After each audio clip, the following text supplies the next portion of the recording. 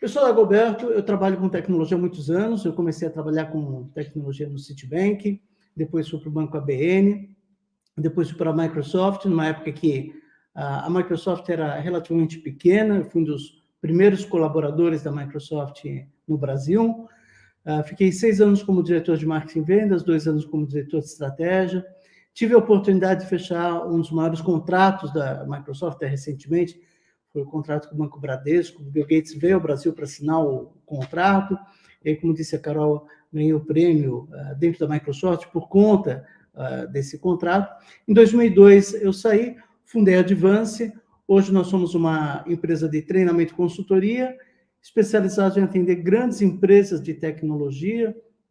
Temos como clientes AWS, Google, IBM, Ingram Micro, Salesforce, SAP, Thomson Reuters, todas as grandes empresas, o que dá para a gente uma visão muito diferenciada do que está acontecendo no mercado de tecnologia, e a gente poder contribuir com as pessoas que estão assistindo aqui, mostrando tendências do mercado.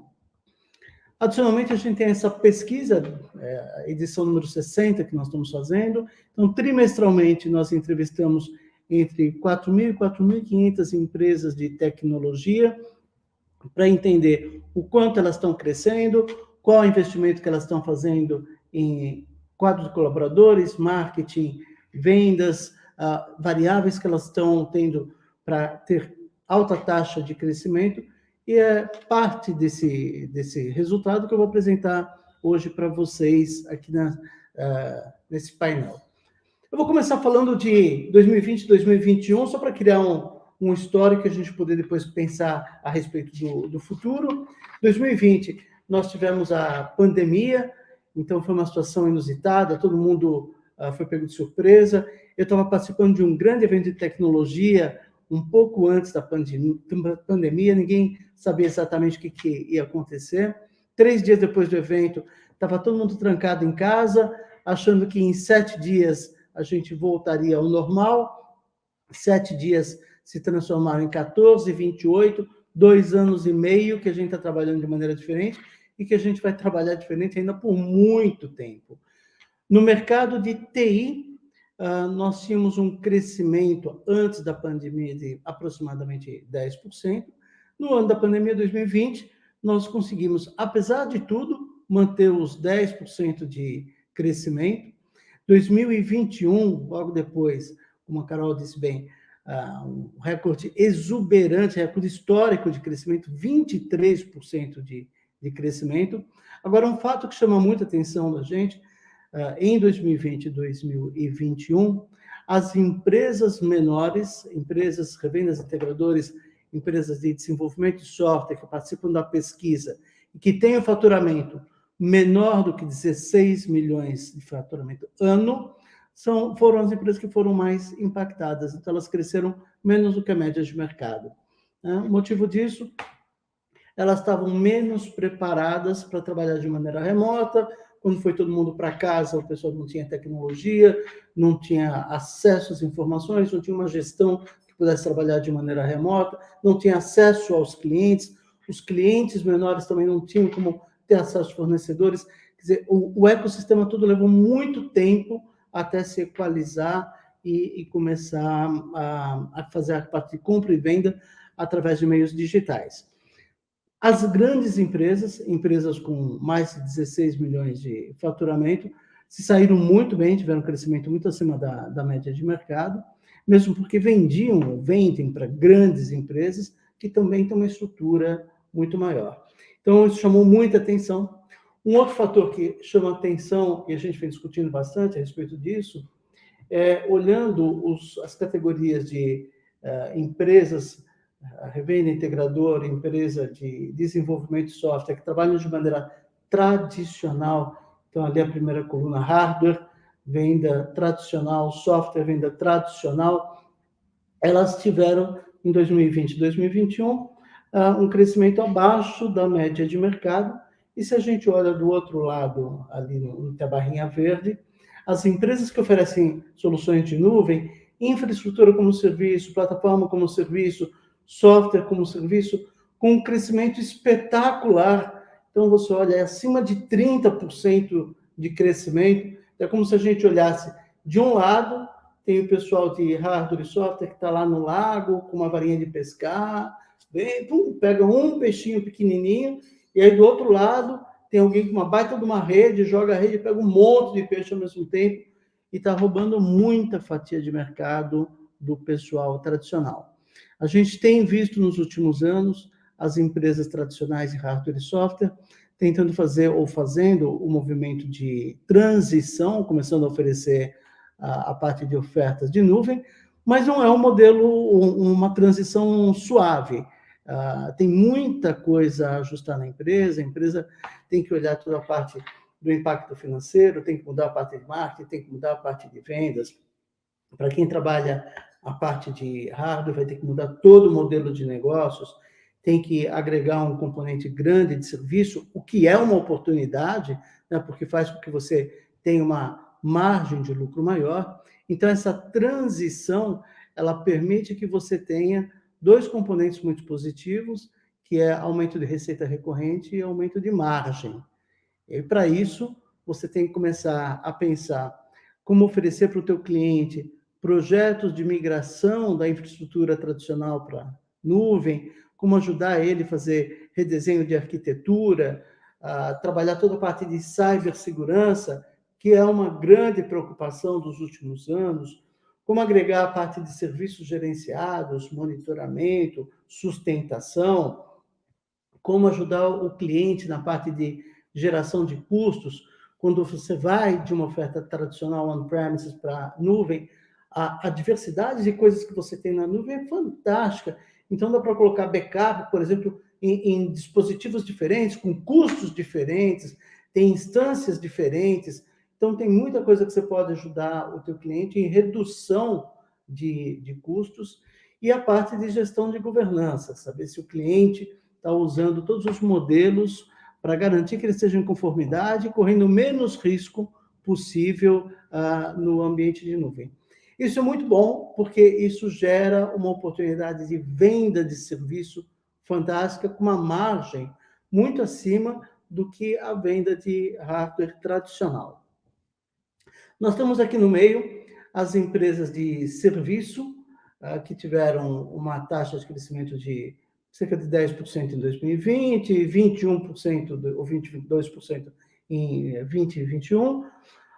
E se a gente aplica todos os modelos matemáticos aqui, a gente vê essas empresas de serviço deveriam estar crescendo muito mais do que a taxa que a gente está vendo aqui na tela.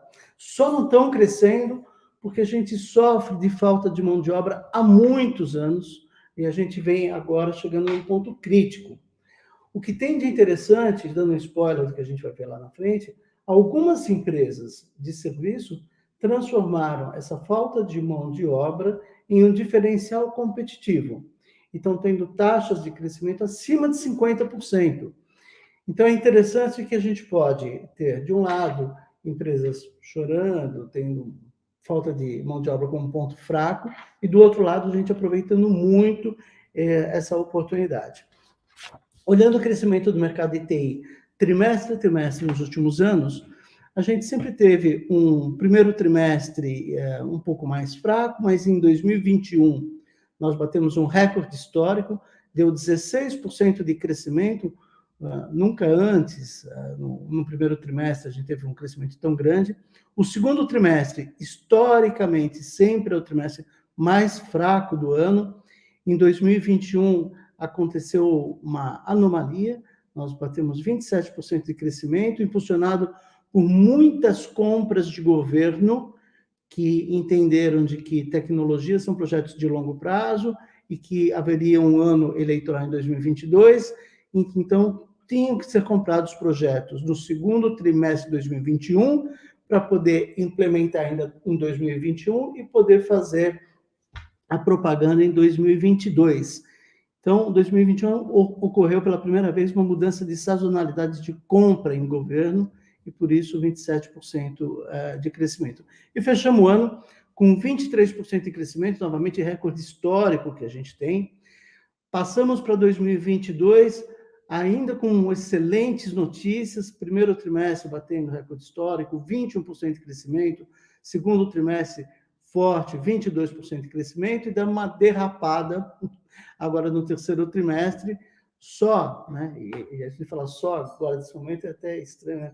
Grande, 18% de crescimento, mas a gente esperava mais do que isso, e por conta do ambiente eleitoral, muitas das decisões de compra de tecnologia escorregaram e estão acontecendo agora no quarto trimestre. Então, a expectativa é ter um quarto trimestre muito forte, 25% de crescimento, a despeito de Copa. A Copa não deve mudar isso. O que a gente tem visto, sim, a Copa ela está fazendo com que os clientes tomem a decisão um pouco mais rápido, não quer deixar para dezembro, quer antecipar um pouco. Então, a gente vai ter um novembro ainda muito forte. Olhando agora, então, tendências, o que vem pela frente nos próximos anos, eu vou começar olhando pela parte do PIB, só para ter um padrão de comparação, e depois olhar a parte de tecnologia. O PIB no Brasil, a economia, a gente apelida de o voo da galinha. E o voo da galinha, porque a gente cresce e aí depois passa alguns anos em decréscimo, não, queda. Então, nós tivemos no ano 2000 4,4% de crescimento, aí a galinha caiu, fica 3 anos ruim, aí 2004, 5,7% de crescimento, galinha voou, aí a galinha cai, aí nós tivemos 2010, crescimento recorde, por conta de represamento que aconteceu na 2009, que aconteceu uma marolinha, desagou em 2010, 7,6% de crescimento, galinha voou alto, e aí, galinha caiu. Em 2015, 2016, se a gente aplicasse o modelo matemático, a galinha deveria voar, não voou, a gente teve a crise da Dilma, então a galinha ficou enterrada ali 2 anos abaixo da terra, e agora, 2021, nós tivemos de novo o voo da galinha, a preocupação é, peraí, então agora a gente vai ter 3 anos, 4 anos da galinha caindo, então, do ponto de vista de economia, é uma luz amarela. Mas se a gente pensar, 2,8% de crescimento que a gente está prevendo agora para esse ano, é fantástico. Se a gente olhar para trás, nós não tivemos isso nos últimos 10 anos. Então, mesmo tendo uma galinha caindo, a galinha ainda está indo muito bem. E aí, fazer uma comparação com o mercado de tecnologia, essa curva verde, o mercado de tecnologia cresceu até 2008 12%, independente do que acontecia com a economia. Então, nós tivemos todos os grandes projetos, automação dos escritórios, de varejo, da educação, dos bancos. Aí tivemos o ano 2009, o ano da marolinha, houve um represamento na parte de consumo de tecnologia, que acabou desaguando depois em 2010, batendo 20% de crescimento. A partir daí, acontece um fato muito interessante no mercado de TI, que a gente começa a ter um crescimento em platôs. Então, pegando de 2012 até 2016, nós tivemos uma média de crescimento de 5%. Depois, de 2017 a 2020, subimos para 10% de crescimento. E agora, 2021, inauguramos um platô de 23% de crescimento e devemos manter esses acima de 20% de crescimento por seguramente mais uns 3, 4 anos, talvez, né? E aí a gente fala muito de falta de mão de obra no mercado de tecnologia, e olhando essa curva é fácil de entender. O mercado de tecnologia está crescendo muito. Então, parafrasear Dilma, a gente está dobrando o dobro do crescimento. Então, sim, a falta de mão de obra ela faz muito sentido nesse momento.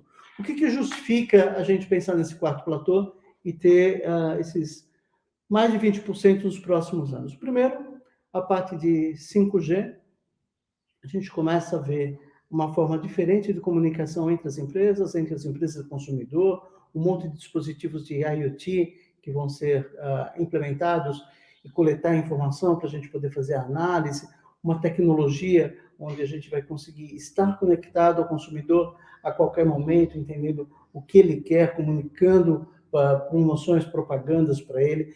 Então, uma nova forma, eu diria, talvez um impacto tão grande como foi quando a gente começou com o celular lá atrás.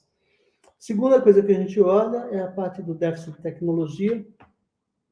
Nos últimos anos, de 2005 a 2020, durante 15 anos, o Brasil investiu o equivalente a 2,1% do PIB em TI. No mesmo período de 15 anos, os Estados Unidos investiram 3,9% do PIB, então o dobro do Brasil, ao longo de 15 anos. Se a gente pega a média dos países desenvolvidos, foi de 3,4%, então muito acima do Brasil. E tiveram, em especial, 3 áreas no Brasil que foram prejudicadas, ou que tiveram menor investimento ao longo desses 15 anos, que foram as áreas de educação, saúde e varejo. Olha só que interessante, veio a pandemia e cobrou exatamente investimentos emergenciais das áreas de educação, saúde e varejo. Se não houvesse o investimento emergencial, essas áreas iam morrer. Então, a educação teve que dar um jeito de fazer treinamento à distância, usando o Zoom, Teams, qualquer ferramenta, bota o professor aí, fala com os alunos, dá um jeito. Então, a gente chamou isso de investimento Band-Aid.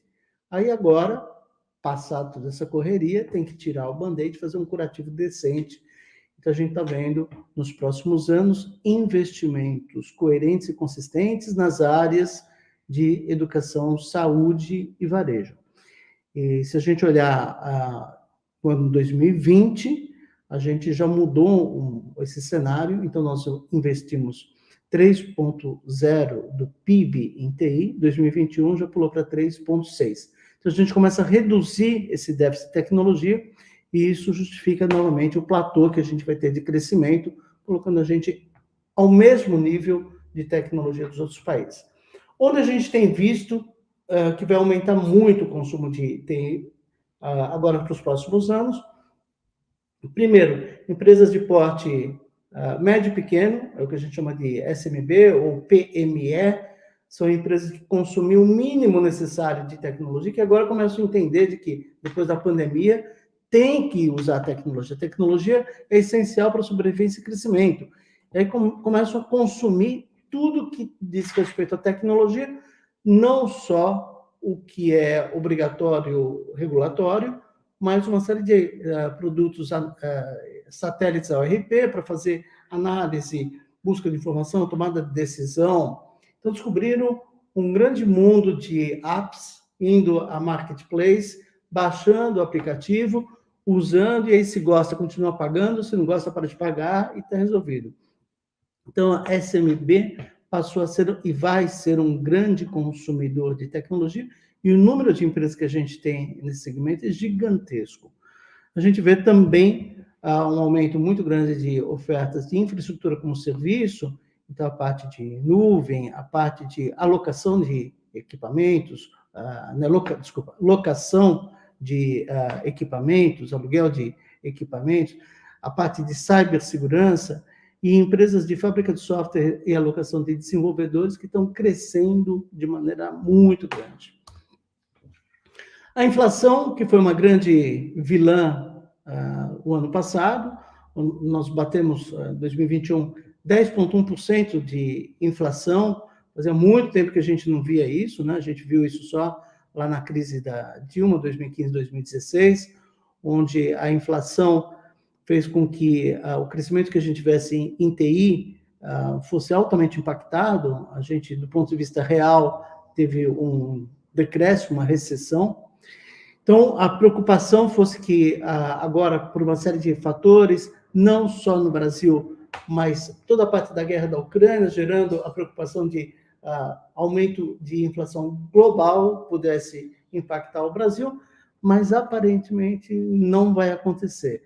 Então, com todo mundo que a gente fala, economistas, governo, etc., acham que a gente vai manter um patamar de inflação de 5% a 6%, o que é fantástico, tá certo?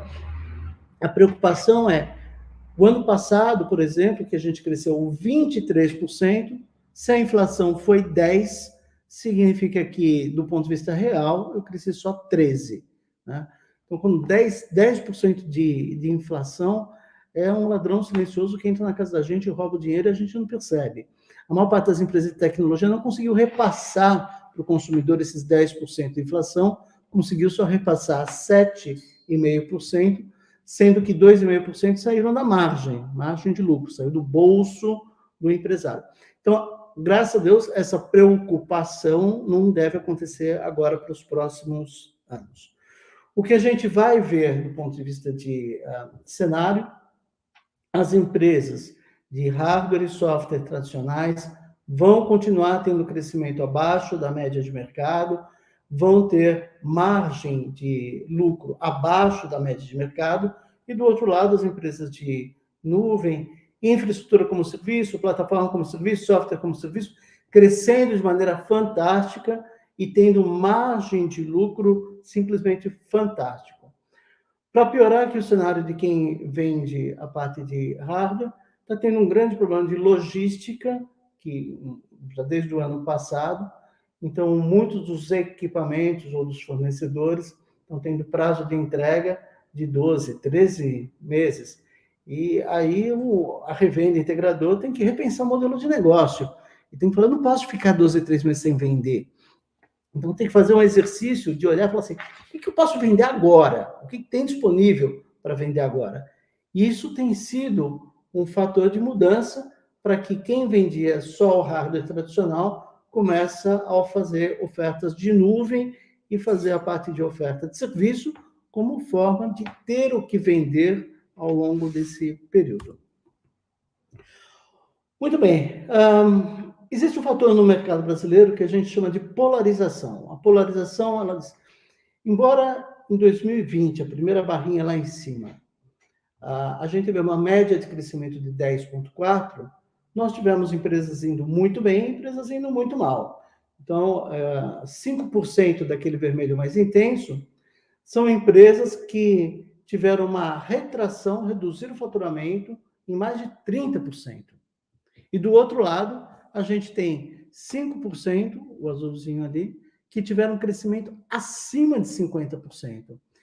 Então, você vê o dinheiro mudando de mãos. O dinheiro sai de um lado, vai para o outro. A mesma coisa aconteceu em 2021, tivemos menos empresas com retração, mais empresas com crescimento. 2022, que a gente está encerrando agora com 22,7% de crescimento, nós vamos ter um número recorde de 11% das empresas com taxa de crescimento acima de 50%. Isso é fantástico. Ainda mais pensando, desses 11% que eu tenho ali, 80% são empresas de porte médio. Não é startup que o cara nasceu e aí, porque é muito pequenininho, vai crescer 50%. Não, são empresas grandes. E aí, essas empresas estão crescendo porque estão adotando processo de procedimento, robotização, ganhando eficiência no processo e aí tendo taxas de crescimento impressionantes e tirando a janela de oportunidade, que a gente está falando desse patamar de 20% que nós vamos ter no mercado brasileiro. Então, voltando, a gente tem uma janela de oportunidade, tem uma oportunidade de crescimento, só que a gente tem barrinha azul, empresas tirando muito mais proveito disso, barrinha amarela, verdinha clara, empresas que não estão tirando tanto proveito disso. Onde é que está a diferença disso, né? Onde é que está a diferença de quem vai muito bem, por que vai muito bem? Bom, lá em 2021, as empresas com mais de 50% de crescimento foram as empresas que conseguiram transformar a crise da pandemia em oportunidade. Então, fizeram um plano estratégico rápido, tiveram ações rápidas, conseguiram mudar a sua forma de trabalhar, conseguiram adotar tecnologia, falar rapidamente com o cliente, fazer a venda digital, e por conta disso tiveram alta taxa de crescimento. Tivemos também, em 2021, as empresas de infraestrutura e nuvem, locação para home office. A locação para home office cresceu muito nesse período. O pessoal foi todo para casa, tinha que trabalhar, a empresa tinha que fornecer equipamento, e aí não é só fornecer equipamento, é manutenção, suporte, tudo. E aí falou, cara, não vou comprar esse negócio, não, vou alugar tudo. E aí criou um mercado gigantesco que vai se manter ainda por um bom tempo pela frente. Em 2022, a gente viu que as empresas com maior taxa de crescimento foram as empresas de serviço e desenvolvimento de software. Aí, olha que interessante, eu comentei bastante a respeito de falta de mão de obra no mercado de TI. Faz 15 anos que a gente está chorando a respeito disso, né? E agora a gente vê, em 2022, empresas de serviço e de desenvolvimento de software são altamente dependentes de pessoas com mais de 50% de crescimento. Aí você fala, qual é o pulo do gato? O que o cara está fazendo? O que o cara está fazendo diferente é que ele está ganhando escala, porque ele está trabalhando com muito processo, e uma vez que ele tem um processo muito bem estabelecido, ele automatiza, robotiza e bota a inteligência artificial em cima desse processo. Então, ele ganha uma eficiência impressionante, roubando fatia de mercado, ou roubando pizza do seu concorrente. Vemos também empresas de infraestrutura e consultoria em nuvem com taxa acima de 50% de crescimento. Para 2023, o que a gente vai ver como empresas com crescimento? Aquelas empresas de TI em nuvem que conseguirem atender SMB, ou pequenas e médias empresas, de maneira eficiente, usando a estratégia de amplitude. Amplitude é atender o maior número possível de clientes. E empresas que vão fazer ofertas de inteligência de TI, inteligência artificial, sistema de apoio à decisão, business intelligence, usando uma estratégia de profundidade. Poucos clientes, entra e vende aquilo dentro do cliente. Então, definir uma boa estratégia para 2023, ela é fundamental, e ter a escalabilidade para poder atender um número maior de clientes vai ser fundamental. Né? Por falar em número de clientes no Brasil, quando a gente fala dessa grande oportunidade que tem de venda para pequenas e médias empresas agora em 2023, hoje, se a gente olha o mercado brasileiro, ele é composto de um pouco mais de 5 milhões de empresas.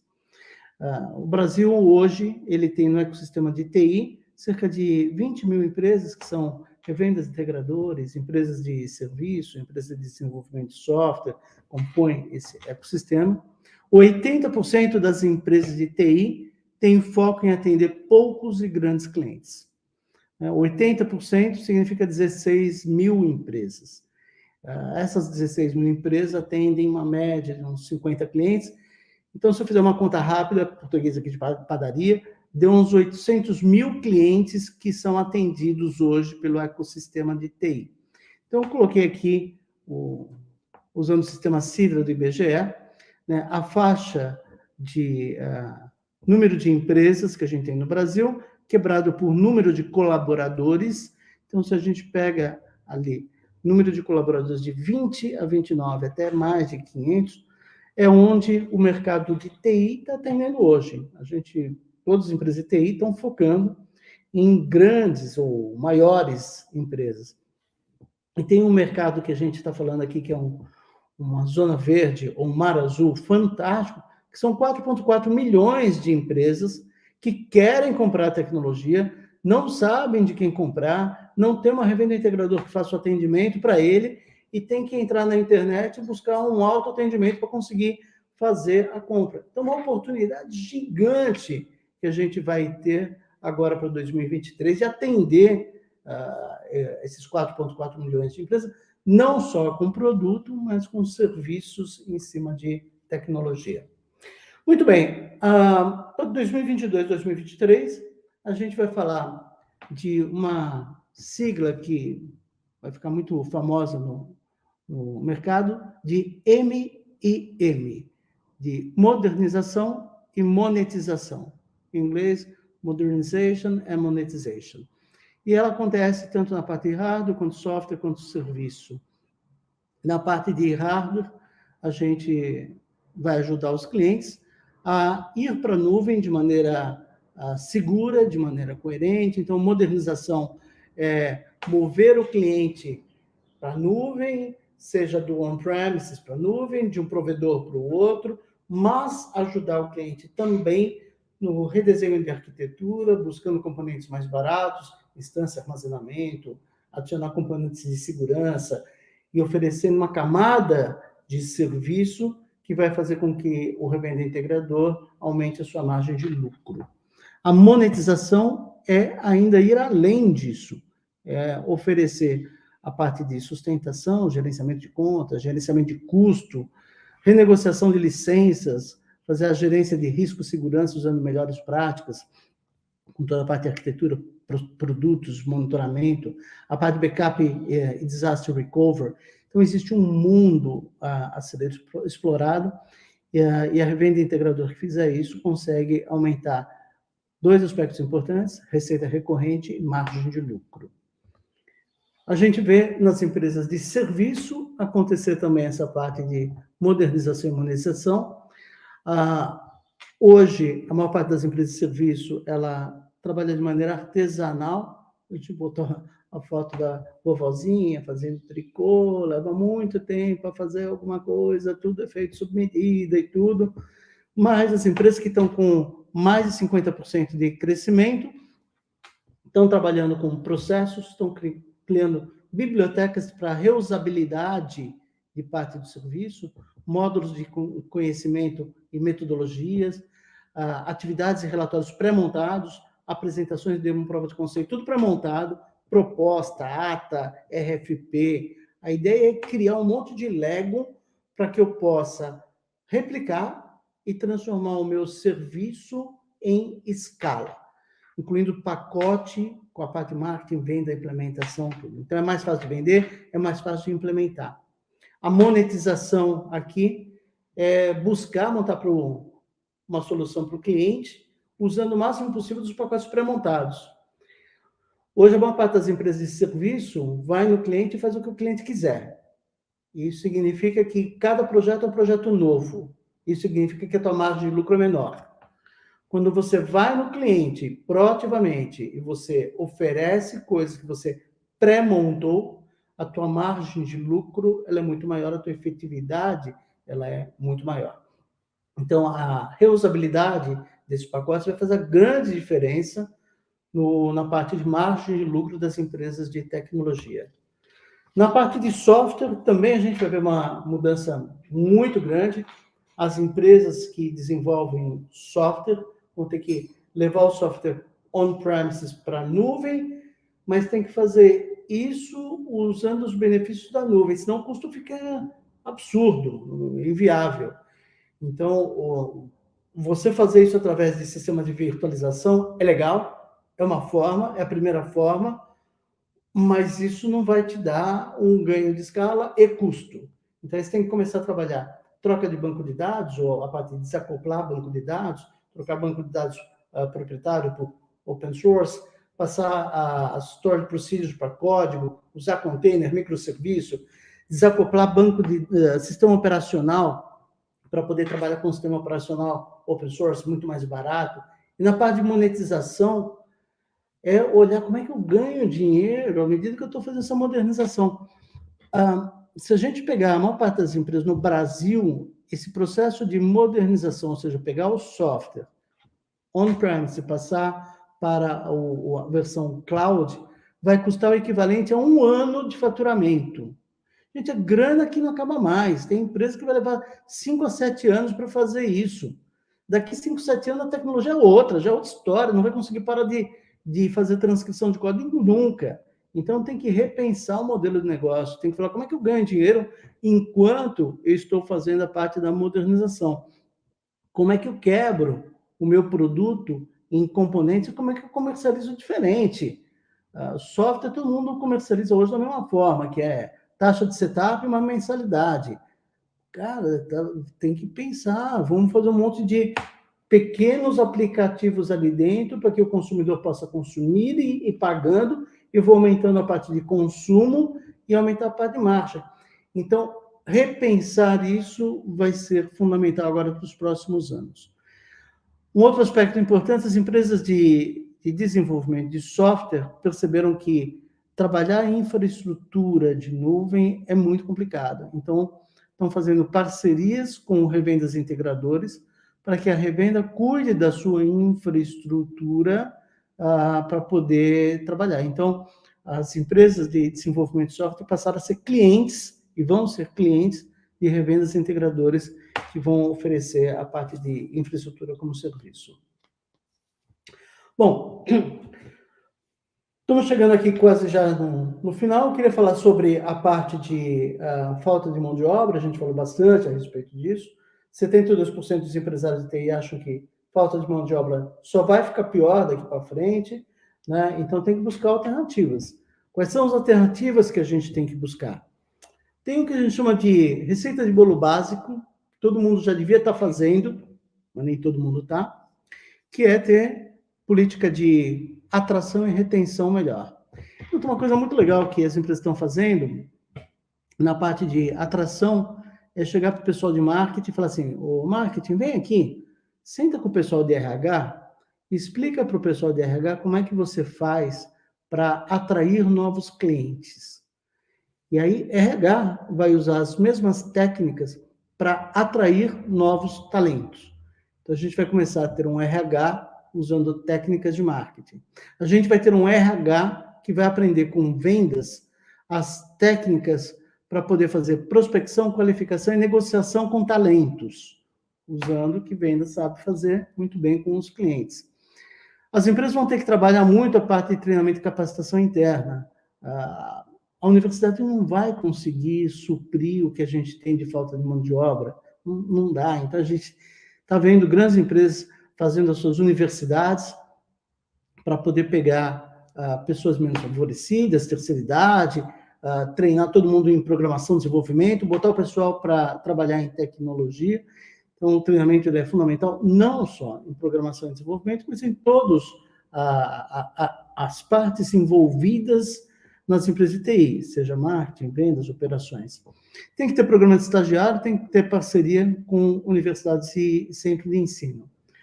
O que as empresas deveriam estar fazendo e não estão fazendo, ou algumas poucas estão fazendo para minimizar o impacto de falta de mão de obra. Número 1, usar ferramentas de desenvolvimento low-code ou no-code. Hoje, essa categoria de low-code é uma categoria onde você consegue desenvolver software de maneira muito mais rápida, você ganha 35% de efetividade ou produtividade em cima disso. Usa-se muito o mundo afora, todos os lugares. O Brasil é um dos países mais atrasados na parte de consumo de low-code, simplesmente porque as pessoas aqui ainda não conseguiram entender o que é e tirar proveito disso. E é inevitável ir para low-code, porque a gente não tem como desenvolver software na medida que o mercado precisa, de maneira rápida e eficiente. Então, quem não usar low-code daqui para frente está morto, não vai conseguir ter competitividade. Vai ter que ter uso de biblioteca, vai ter que ter marketplaces de APIs para você poder consumir.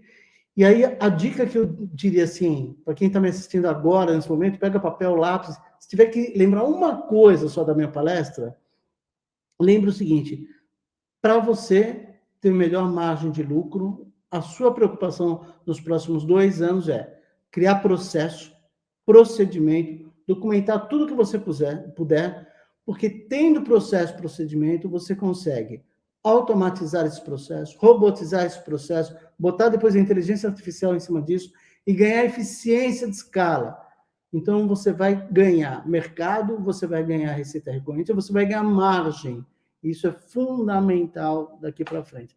Então, você vai ter que trabalhar a falta de mão de obra e transformar isso num diferencial competitivo, uma nova forma de você trabalhar e ganhar dinheiro. Muito bem, a gente tem que entender que essa reclamação que a gente tem de falta de mão de obra não é um problema só de RH. Falta de mão de obra é um problema financeiro, significa menor margem para a tua empresa. Então, você tem que resolver isso, mas não é com RH só. Tem que resolver tendo eficiência, processo em todas as áreas, seja marketing, vendas e a parte de operações. Quais são os 3 desafios que os empresários citaram como prioritários para 2022 e 2023? Número 1, aumentar as vendas, seja de maneira direta ou indireta, usando canais para poder fazer isso. E segundo, aumentar a eficiência em vendas. Então, eu faço analogia com um avião que tem 2 turbinas. A turbina número 1, aumentar a venda, e a gente hoje tem que falar em receita recorrente, E a turbina número 2, que é aumentar a margem. Como é que você faz para aumentar a parte de vendas? Tem que ter excelência nisso. Vendas não é mais uma ciência, venda é uma ciência, não é mais uma arte. A gente fazia a venda de maneira artesanal, o vendedor era aquele cara que falava bem, não é mais assim, é muita técnica, tem que estudar e conhecer muito bem teu mercado-alvo, o teu território, os teus clientes, tem que ter um bom planejamento, e vendedor é péssimo para fazer planejamento, então tem que ter o dono da empresa, tem que ter o gestor para fazer o planejamento, tem que cobrar a execução desse planejamento, tem que ter foco no cliente, ajudar o cliente a comprar melhor. Comprar tecnologia está cada vez mais complicado, porque a história de nuvem, então, a gente tem muita alternativa. E é a revenda que tem que ir lá oferecer e agregar componentes de serviço a isso. A venda, antigamente, ela era muito baseada na metodologia chamada Solution Selling, onde a gente falava para o cliente, me conte as suas dores. Né? Todo mundo já deve ter ouvido isso. Não é mais assim que funciona. Hoje a gente não pergunta para o cliente dor, problema ou necessidade. O que a gente faz é contar para ele um caso de sucesso, um caso de uso, para que ele fale, putz, legal, isso me interessa, me fala mais a respeito disso. E aí me fala mais a respeito disso, ele mordeu a isca e você fez a venda. Então, trabalhar essa parte de técnica nova de vendas, ela é fundamental. E aí, como eu comentei no começo, venda não é uma ciência, não é uma arte. Se tiver que dar 2 receitas de bolo aqui, para quem vai aumentar a eficiência no time de vendas, a receita de bolo básico tem que ter uma estrutura de SDR. SDR, a gente fala Sales Development Representative, é a pessoa que faz prospecção. Hoje, prospecção é muito técnico, tem que ter uma pessoa que domine todas as técnicas, tenha a metodologia, tenha as ferramentas, possa fazer isso de maneira muito mais rápida e com muito mais eficiência, com maior taxa de conversão. Se você deixar o vendedor fazendo isso, ele vai consumir horas que ele podia estar consumindo na negociação para fazer a prospecção. É caro demais para isso. É muito mais barato você ter alguém dedicado para isso ou contratar uma empresa para que possa fazer esse trabalho de prospecção. De maneira similar, ter uma pessoa de Customer Success ou a parte de venda na base, e aí, muito importante a gente falar, Customer Success tem sido utilizado como uma palavra para muitas coisas, tem gente que fala que CS, Customer Success, ou sucesso do cliente, é cuidar do cliente, é atendimento e suporte. Legal, tá? Mas o que é bom mesmo é o cara que, além de fazer atendimento e suporte, faz venda no cliente, faz venda na base de cliente, aumenta a parte de consumo e receita recorrente.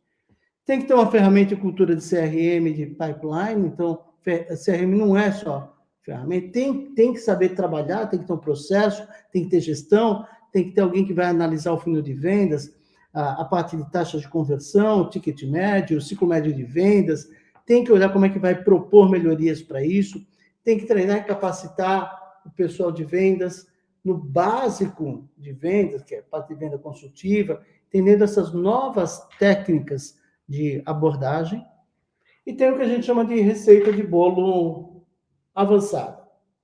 É aquilo que realmente vai causar grande diferença para as empresas, onde você tem que ter uma pessoa para fazer a gestão da equipe de vendas, e esse é um papel muito difícil da gente achar, selecionar. É uma pessoa que, de um lado, tem que ter uma parte administrativa muito grande, porque tem que fazer o planejamento, tem que controlar a execução, tem que fazer análise de pipeline, mas, do outro lado, tem que cuidar muito bem de pessoas, tem que fazer liderança, tem que levar o time a ter alto desempenho. E são 2 papéis que normalmente não combinam bem numa única pessoa. É uma figura que está sendo difícil de achar e tem feito o grande diferencial dentro das equipes. Tem que fazer o planejamento de carteira, a gente chama planejamento de território, segmento, mercado-alvo, tem que pegar para as suas principais contas e olhar em profundidade o que você quer vender e pode vender nela. Então, hoje, 80% das vendas no Brasil acontecem na base de cliente, então é aí que está um dinheiro mais rápido. Tem que explorar, é o que a gente chama de fazer o planejamento de conta. Tem que definir a cesta com indicadores de desempenho e remuneração para a equipe de vendas, atrelando a remuneração aos indicadores de desempenho. Tem que alinhar marketing e vendas. Marketing só tem um objetivo na vida: vender. Então, se marketing não estiver alinhado com vendas, marketing vai gastar dinheiro ao invés de trazer dinheiro para a empresa. Tem que implementar ferramentas e culturas de forecast, previsão de vendas. Hoje, a grande maioria das empresas de tecnologia, a previsão de vendas é muito baixa. A gente tem uma média a previsão média é de 50%. Quer dizer, você pergunta para o vendedor assim, e aí, qual a previsão que tem de fechar essa negociação? Ele fala sim e não, é 50%, certo? Sim ou não. É absurdo isso. Então, tem que trabalhar uma parte de ter essa previsão de maneira muito mais acertada. Ter a previsão significa que você vai ter uma margem de lucro maior, porque você vai se planejar melhor para quando chegar a negociação. Tem que treinar e capacitar a equipe em técnicas avançadas e tem que oxigenar vendedor ruim. A gente tem uma permissividade muito grande com o vendedor, sempre acha que vai acontecer, ele tem um pipeline, vai trazer, não acontece nunca. Então, tem que pegar e resolver isso rápido. Eu quero terminar aqui falando de que a gente vai passar por um processo no mercado de TI de amadurecimento muito grande. O mercado de TI, já nos últimos 10 anos, foi o mercado número 1 em termos de fusões e aquisições. E agora, essa pesquisa que a gente acabou de fazer, olha que dado interessante, 55% das empresas estão ou estarão envolvidas em algum processo de fusão e aquisição. Então, a gente vai ver agora nos próximos 2, 3 anos um número muito grande de empresas se juntando por sobrevivência ou por crescimento.